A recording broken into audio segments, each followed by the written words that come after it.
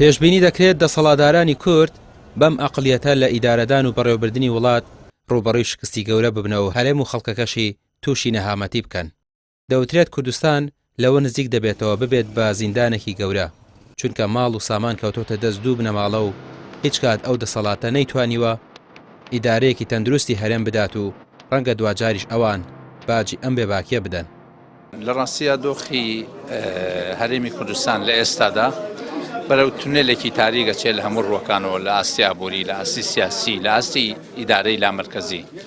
کوردستان لەوە نزیکە بێتەوە کە زیندانێکی گەورە بێن، نەک کەس بۆی نییە بەشداری دەسەڵات بکە بگرە هەمووان بە شێوەیەک لە شێوەکان ئازادی زەوت کراوە، ماڵ و دارایی کەوتۆتە دەستی ئەو دوو بنەماڵەوە کە خەڵک مەحرومە ماوەی 80 ڕۆژە موچەی وەرنەگرتووە. ئەمانە عەقڵیەتی شەڕکردنیان هەبووە لە شاخ، هەرچەندە شەڕەکانیش زۆر بەیان براکوژی بوون، بەڵام ڕۆژێک لە ڕۆژان عەقڵیەتی ئیدارەی شاریان نەبووە، بۆیە ئەوە نەتیجەکەیەتی کە پێگەیشت.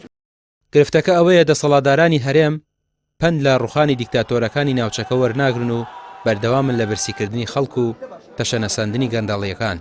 مەترسیەکان لە بەردەم دەرگای کوردایە و هۆشداریەکان ئەم جارە تەواو مەترسیدارن. هەرێمی کوردستان بەشێکە لە عێراق، ئەم مەترسیانەی کە لەم ناوچە هەیە، ئەوە سەی لوبنان کە سەی سووریا کە سەی ئەوە کە یعنی مەترسیەکان لەبەر قاپیمانایە، خۆمان نەپارێزین، وردە وردە دڵی خەڵک ڕازی نەکەینەوە، ئەوە نەکەین حکوومەتی سووری بڕۆسەی کە بە 4 ڕۆژ 5 ڕۆژ چی لێ هاوچ لە بەری شعبەکەی لەگەڵیان نەبوو، ئێمە شعبێ لەگەڵانی خەڵک لێو ناڕازیە، وەزعی موچەخۆرە، ئەمە بە وەزعی سوپاکەتە، وەزعی دوو ئیدارەیەتە، لە بری ئەوەی مەترسیەکان کۆمان کاتەوە ڕۆژ بە ڕۆژ پەرتەوازەتر و بڵاوترە بین و عەقڵێتەکە لە ڕابردووە چۆن بۆ ئێستش زیاتر و زیاترە. ماوەی زیاتر لە 30 ساڵە هاوڵاتیان داد و بێدادیانە و داوای ماف و ئازادی و یەکسانی دەکەن، بەڵام دۆخەکە هیچ کاتێک بە ئەندازەی ئێستا هەستیار نەبووە و خەڵک برسی و بێکار نەبووە و هەموو سەرچاوەکانی ژیان وەستاون. ئەوەشی خەڵکی تووڕە کردووە ئەوەیە دەسەڵاتدار و بنەماڵەکانیان لەو پەڕی خۆشگوزەرانیدان و ئەم دۆزەخەشیان بۆ خەڵک دروست کردووە و هێشتاش داوا دەکەن خۆڕاگر بن.